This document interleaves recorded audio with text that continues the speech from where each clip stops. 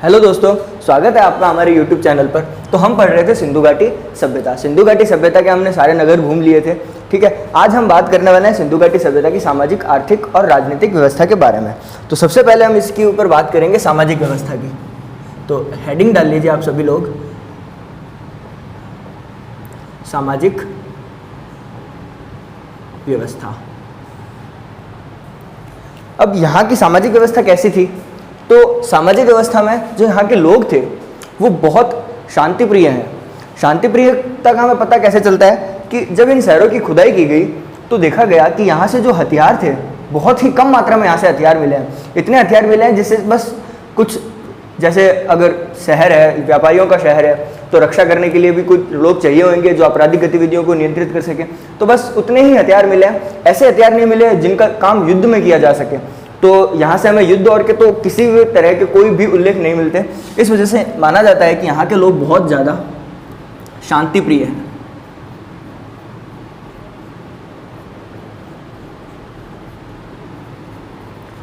Second point हो जाएगा कि यहाँ का जो समाज था वो पूर्णतः समानता पर आधारित है।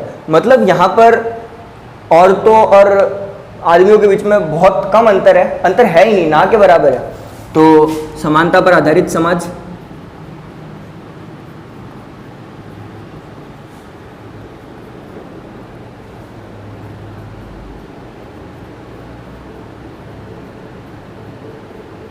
अभी हम इनके समाज की विशेषताओं को देख रहे हैं। समानता पर आधारित समाज एक था कि यहाँ के जो लोग हैं वो देवी देवताओं में बहुत कम मानते हैं। मतलब देवताओं में तो बिल्कुल ही नहीं मानते, सिर्फ एक देवी को मानते हैं और जिसकी पूजा करते हैं। मातृ देवी नाम दे सकते हैं। और यहाँ का जो समाज है वो भी मातृ सत्तात्मक है, मैट्रियार्कल सोसाइटी है यहाँ की।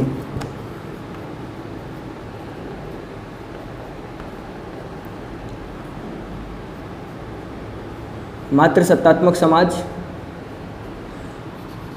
और देवताओं में नहीं मानता यहाँ का समाज। देवताओं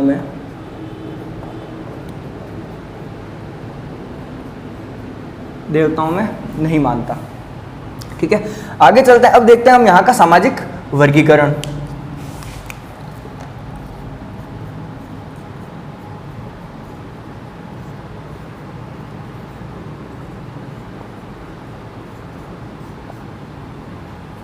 हाँ, देवताओं में नहीं मानता लेकिन मातृ देवी की पूजा करता है, ये बात रह गई थी ना। मातृ देवी की पूजा ये करते हैं। अगर आपने मोहनजोदड़ो मूवी देखी है तो उसमें भी आपने देखा होगा कि उसमें एक पुजारी भी है जो एक बड़ी सी मूर्ति की पूजा करता रहता है। फोटो में दिख रहा होगा आपको शायद उधर। सामाजिक वर्गीकरण पे बात करता है। यहाँ का समाज वैसे तो कोई वर्गीकृत नहीं था, जैसे मैंने आपको बताया कि यहाँ पर समानता पर आधारित समाज है तो बहुत कम भेदभाव किया जाता है। लेकिन अगर हम उनके काम के हिसाब से बांटें तो यहाँ का समाज 4 भागों में विभाजित था। कितने भागों में विभाजित था? 4 भागों में। तो ये 4 भाग क्या थे? पहला भाग था बौद्धिक वर्ग।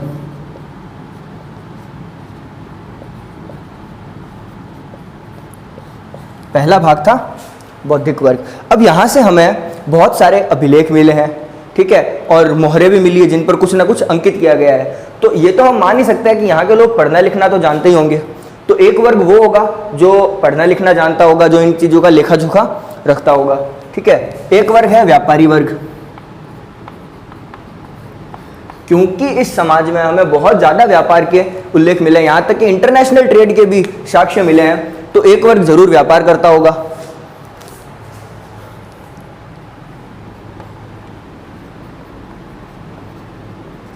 योद्धा, योद्धा हमें मिला है लेकिन ये युद्ध वाले योद्धा नहीं है, ये योद्धा होंगे शहर की रक्षा के लिए। अब अगर व्यापारिक गतिविधियां अधिक होगी तो जाहिर सी बात है आपराधिक गतिविधियां भी अधिक होगी, और इन आपराधिक गतिविधियों को कंट्रोल करने के लिए एक ऐसा वर्ग बनाया गया होगा जो इन पर नियंत्रण कर सके। और चौथा होगा मजदूर। अब व्यापारी वर्ग की जरूरत पड़ेगी तो मजदूर वर्ग की जरूरत तो पड़ेगी क्योंकि व्यापारी तो सारे काम करने से रहा। ठीक है, तो मेनली यहाँ का जो समाज था वो इन 4 पार्ट में डिवाइडेड था। तो आगे चलते हैं।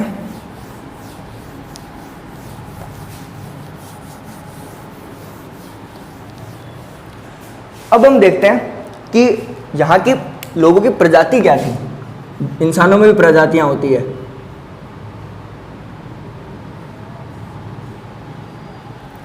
अभी मेनली 4 तरह की प्रजातियां हैं हम इंसानों में।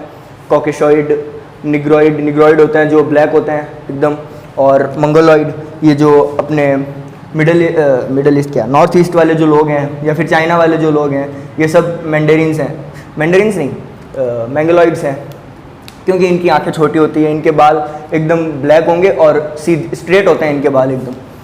तो इनको प्रजातियों के हिसाब से रंग, रूप, कलर, इनके हिसाब से इनको अलग अलग जातियों में विभाजित किया गया, इंसानों को भी। तो इनकी जो प्रजाति है वो मेनली तो है भूमध्य सागरीय, ये मेडिटेरेनियंस हैं,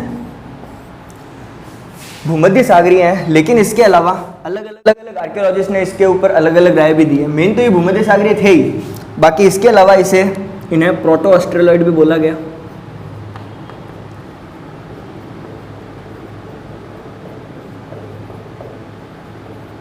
प्रोटो ऑस्ट्रेलॉइड। और इसके अलावा कुछ ने इनको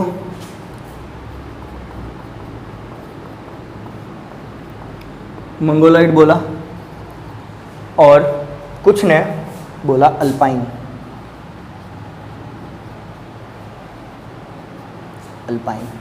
पर अगर मेन आया एग्जाम पॉइंट ऑफ व्यू से, ये वाला अपने लिए ज़्यादा इंपॉर्टेंट है। ये कभी कभी आ जाता है, अगर ऑप्शन में आ जाए तो हम देख सकते हैं, लेकिन ज़्यादातर इसी के आने के चांसेस रहेंगे अगर अपने एग्जाम पॉइंट ऑफ व्यू से अपने बात करें तो।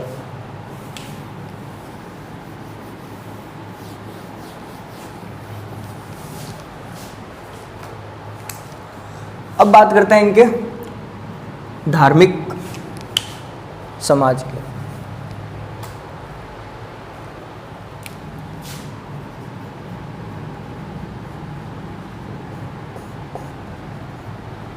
जैसे कि मैंने आपको पहले बताया था कि यहाँ का जो समाज है वो देवी देवताओं में नहीं मानता, देवताओं में तो बिल्कुल ही नहीं मानता, लेकिन देवी में फिर भी ये मातृ देवी की पूजा करते हैं। तो आप यही डाल लीजिए कि मातृ देवी की पूजा।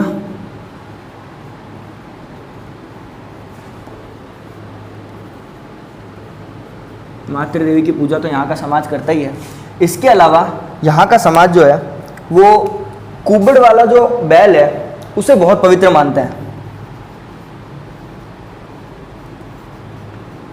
कुबड़ वाला बैल, इसे बहुत ज़्यादा पवित्र मानते हैं। और जो एक श्रृंगी पशु है,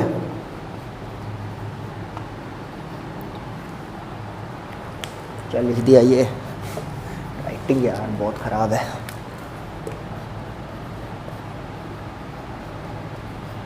एक श्रृंगी जो पशु है उसे भी यहाँ के लोग बहुत पवित्र मानते हैं। यहाँ हमें ना गाय का बहुत कम जगह उल्लेख मिलता है, मतलब गाय का उल्लेख मिलता ही नहीं है। तो क्या इसका मतलब ये है कि यहाँ के लोग गाय के अस्तित्व से परिचित नहीं थे? नहीं, ये तो बिल्कुल नहीं हो सकता। क्यों? क्योंकि बिना गाय के ये बैल या फिर जो सांड है वो कहाँ से आएंगे? क्योंकि यहाँ के जो अभिलेख हैं उनमें हमें बैल और कुबड़ वाला बैल, कुबड़ वाला सांड, जो भी बोलो, उनकी यहाँ की मनकों पर बहुत ज़्यादा तस्वीरें मिलती है। बहुत सारे ऐसे मनके मिले जिन पर इनका अंकन मिलता है, और एक श्रृंगी पशु का अंकन तो यहाँ पर सबसे ज़्यादा मिला ही है।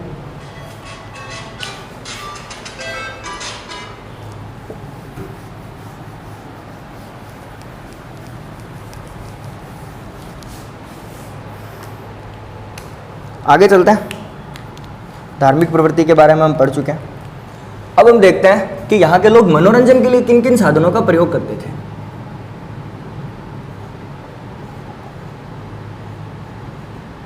मनोरंजन के लिए यहाँ पर लोगों के पास क्या साधन थे? तो जैसे कि हम पहले पढ़ चुके हैं कि यहाँ के लोग खेलों से परिचित हैं, बहुत सारे खेल भी खेलते हैं। चन्नूदड़ों से हमें खेलों के कारखाने भी, टॉय फैक्ट्रीज भी मिली हैं।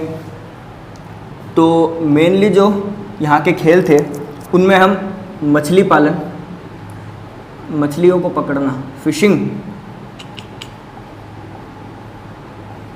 फिशिंग जो थी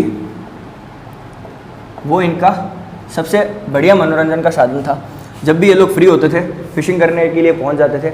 बहुत सारी नदियों के जितने भी साइट्स हमें मिली हैं यहाँ की, उनमें नदियों के किनारे हमें मछली पकड़ने के बहुत सारे कांटे मिले हैं।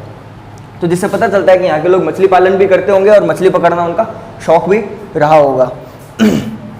उसके अलावा ये लोग पशु पक्षियों को लड़ाते थे।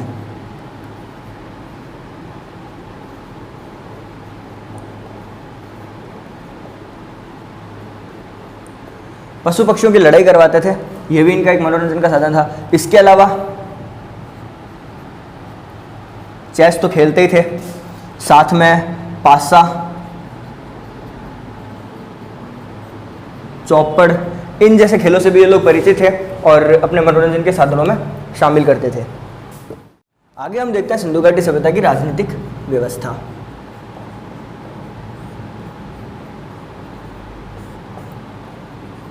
राजनीतिक व्यवस्था में अगर मैं बात करूं इसके शासन की, तो यहाँ का जो शासन है वो कोई राजा नहीं है। यहाँ का शासन पूरी तरह से वणिकों के हाथ में है। तो जो शासन है वो है वणिकों के हाथ। वणिक यानी बनिया, और बनिया क्या करते हैं? तो एग्जैक्ट अगर सिंपल लैंग्वेज में मैं आपसे बात करूं तो यहाँ का शासन जो था वो व्यापारियों के हाथ में है। व्यापारी वर्ग यहाँ पर क्या अलग अलग छोटे छोटे व्यवसाय जो होते हैं उनके सारे लोग मिलकर अपना एक लीडर चुन लेते हैं। वो लीडर एक तरह से यहाँ पर जो सभा बैठती होगी उसमें एज ए रिप्रेजेंटेटिव बैठेगा और जो भी निर्णय होगा वो इन सभी लीडर्स, ये सारे के सारे लीडर्स मिलकर कोई डिसीजन करेंगे। एक अकेला लीडर कुछ नहीं करेगा। ठीक है, इसके बाद देखते हैं यहाँ की राजधानी।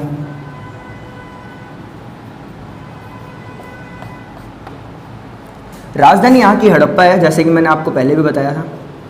और एक और दूसरी राजधानी है जो है मोहनजोदाड़ो। मोहनजोदाड़ो को यहाँ की दूसरी राजधानी कहा गया है। तो इन्हें हम ट्विन कैपिटल भी कह सकते हैं, सिंधु घाटी सभ्यता की ट्विन कैपिटल।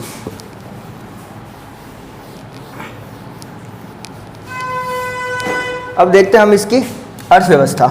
यहाँ की जो अर्थव्यवस्था है वो मिश्रित अर्थव्यवस्था है। मिश्रित अर्थव्यवस्था अभी वाली नहीं, यहाँ की जो अर्थव्यवस्था, ये जो अर्थव्यवस्था की मिश्रित अर्थव्यवस्था की परिभाषा है ये थोड़ी सी अलग है। क्योंकि अभी जो मिश्रित अर्थव्यवस्था की परिभाषा है उसमें गवर्नमेंट और प्राइवेट सेक्टर साथ में काम करता है, वो मिश्रित अर्थव्यवस्था होती है। लेकिन सिंधु घाटी सभ्यता की जो मिश्रित अर्थव्यवस्था है ये ऐसे अलग है क्योंकि यहाँ के जो लोग हैं वो अलग अलग व्यवसायों में लिप्त हैं। मिश्रित अर्थव्यवस्था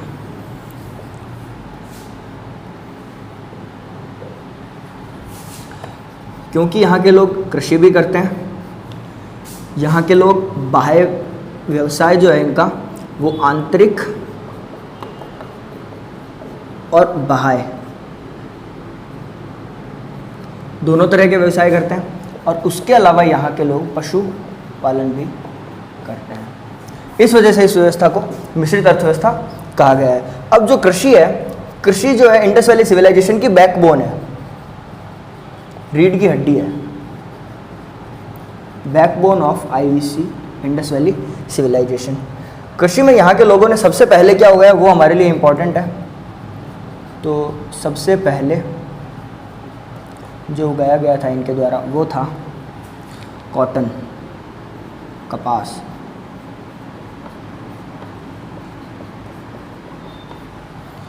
और मेनली खाने के लिए जो उगाते थे वो हो गया गेहूं और जौ। इनकी खेती ये लोग किया करते थे। इनके अलावा बहुत सारी फसलें उगाते थे। अभी तक हमें 33 के साक्ष्य तो मिल चुके हैं, लेकिन और भी बहुत सारी चीज़ें ये करते थे। बहुत ज़्यादा विकसित सभ्यता हो चुकी थी अपने टाइम की। ये मैं से ऐसे ही मिटा दिया।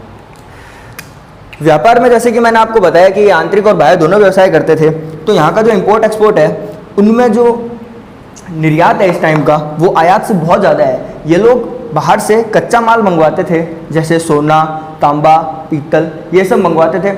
और यहाँ से ये लोग उससे कुछ ना कुछ बना के बेचते थे, जैसे ज्वेलरी बना ली या फिर बर्तन बना लिए। तो यहाँ का जो व्यवसाय बहुत ज़्यादा अभी के हिसाब से बहुत ज़्यादा विकसित था।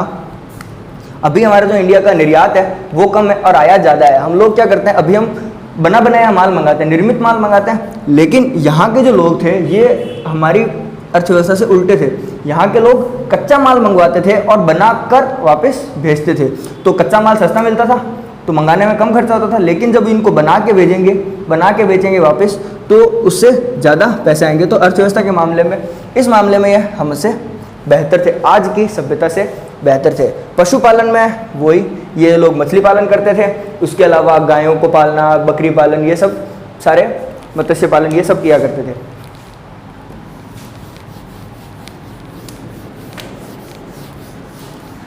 अब चलते हैं हम सबसे मेन पॉइंट पर।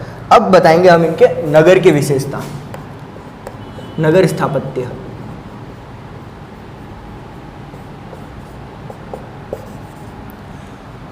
इनका जो नगर स्थापत्य है ये वेल सिविलाइज्ड सोसाइटी है। आज उस टाइम की सबसे ज़्यादा, यहाँ तक कि मेसोपोटामिया की जो सभ्यता थी उससे भी बहुत ज़्यादा, मेसोपोटामिया की सभ्यता के लोगों से ज़्यादा ये लोग सफाई प्रिय थे। सफाई के मामले में ये इतने थे कि इनकी जो सड़कें थी वो बहुत चौड़ी थी, ठीक है, और सभी सड़कों के साइड में सीवर लाइन बिछाई गई थी। जितने भी घर थे, घरों का सारा गंदा पानी इन्हीं नालों के थ्रू, पहले छोटी छोटी नालियाँ होती थी, फिर ये छोटी नालियाँ जाके बड़े नालों में मिलती थी, और इतना बढ़िया वेस्ट मैनेजमेंट था इनका कि अगर बहुत बाढ़ भी आ जाए तो भी ये इनके जो ये शहर थे वो सर्वाइव कर जाते थे। और खाली बात शहरों की नहीं है, इनके जो छोटे छोटे गांव थे, छोटे छोटे गांव कस्बे भी थे, वो भी इसी पैटर्न पर बने हुए थे। और जो घर थे, घरों को इन्होंने बनाया था ग्रिड सिस्टम पर।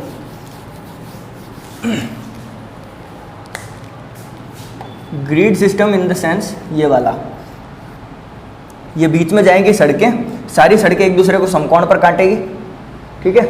यहाँ इनके घर होंगे,